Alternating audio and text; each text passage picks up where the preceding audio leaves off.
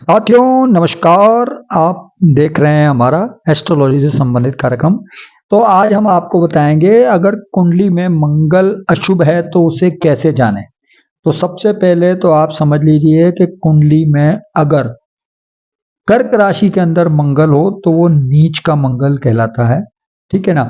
और ये आत्मविश्वास में कमी लाता है, साहस और खून की जो कमी होती है उसका भी एक प्रमुख कारण होता है।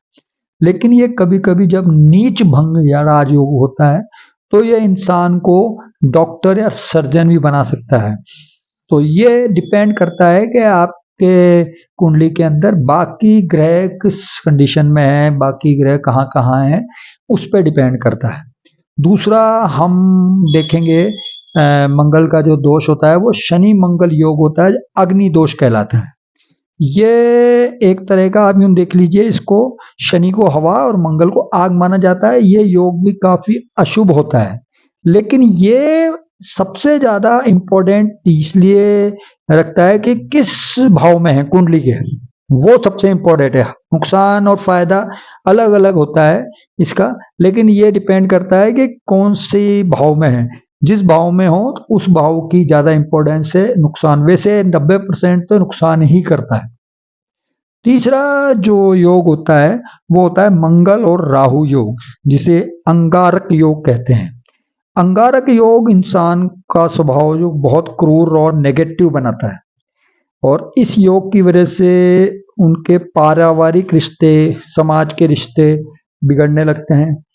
ये भी कुंडली के किस भाव में है ये बहुत इम्पोर्टेंट होता है, क्योंकि कभी-कभी ये नुकसान की जगह फ़ायदा भी करता है। लेकिन इम्पोर्टेंट ये है कि ये किस भाव में है, तो ये जानना बहुत ज़रूरी है। और साथ में बाकी ग्रह कैसे हैं वो भी इम्पोर्टेंट होते हैं। चौथा मंगल दोष होता है जिसे एक मांगलिक दोष कहते हैं।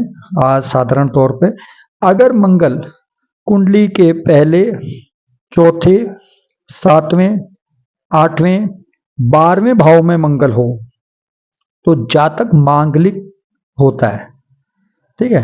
अब यहाँ इम्पोर्टेंट बात ये आ जाती है कि मांगलिक दोष भी, अब इसको तीन तरीके से देख लेते हैं।